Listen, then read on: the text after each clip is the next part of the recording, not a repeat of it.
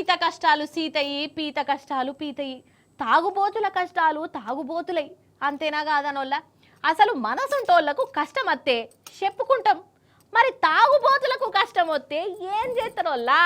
అసలే వాళ్ళు ట్యాక్స్ పేయర్లు అయిపోయినరు, ప్రభుత్వాన్ని నడిపే మహానుభావులు లెక్క మారిపోయినరు. మన సర్కారు గల్లపెట్టే గల్ గల్ అనాలంటే మందుబాబులే సాయంగా ఉంటాన్రంట. ఒకటికి 2 సీసాలు ఎక్కువ దాక్కుంటా. మరి అసాంటి మహానుభావులకు కనీస సౌకర్యాలు లేవని ఒక మందుబాబు ఉద్యమం ప్రకటించిండోల్లో నడి రోడ్డు మీద నిరసన కార్యం ముంగటేసుకున్నాడు. ఇంతకు అదేందో మల్క చూసేసొద్దాం రాండ్రి. ఇతగాడే ఆ ఉద్యమ నాయకుడు, పోరాట యోధుడు, మందుబాబుల పాలిట ఆపద్బాంధవుడు. తాను ఓంబత్తిల గరిగిపోయి కడమ మందుబాబుల కడుపు నింపే పని పెట్టుకున్న మందుబావుడు. అయితే ఈయన మన తెలంగాణ మందుబాబు కాదు, ఆంధ్ర మందుబాబు. అయితే బ్రాండీ షాపుల కాడనంట సిట్టింగ్ రూములు లేవట, పురుసతగా తాగుడు ఉండలేదట, ఏదో ఆగమాగంలా తాగుతుంటే మత్తెక్కుతలేదట.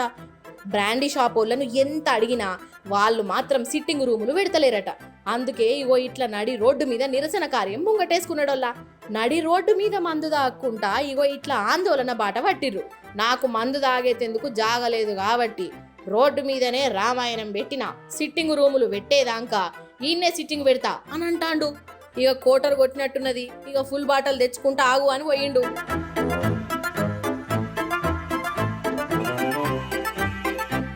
చూసినవా మందుబాబులు ఎంత ఉద్యమకారులు అయిపోతాన్రో. అసలు మందు రేట్లు పెంచినా సప్పుడు చేయలేదు, బయట కూరగాయల రేట్లు పెరిగినా వాళ్ళు ఊకున్నారు. కానీ బ్రాండీ షాపుల సిట్టింగ్ రూములు లేనందుకు మాత్రం ఇగో ఇట్లా రోడ్ల మీదకి వచ్చి నిరసన చేసిర్రు. అవసరమైతే చంద్రబాబు సారు కూడా రాజీనామా చేయాలి అని డిమాండ్ చేస్తాండినా.